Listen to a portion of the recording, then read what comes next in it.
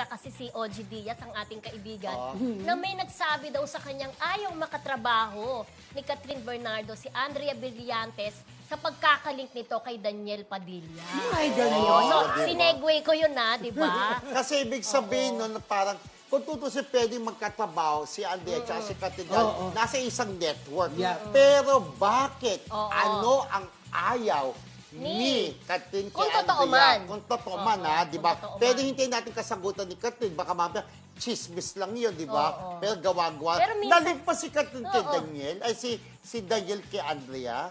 Parang hindi ko pa yung naririnig. Alam ko, eh. nagkasama sila dati sa di ba? Nagkasama sila dati sa teleserye nung bata-bata pa si Oo. Andrea Brillantes. Oo. Di ba? Sa Pero hindi pangako sila sa'yo, di ba partner. yata? Sa pangako sa'yo. Pangako oo. sa'yo kay Angelica Panganiban, nanay ni Oo. Daniel. Pero sinasabi daw, super crush ni Andrea si Yeah, Daniel oo. Padilla. Very vocal siya. Pero eh. ang babaw naman dahilan kung... Kung yun. Diyos ko, oo.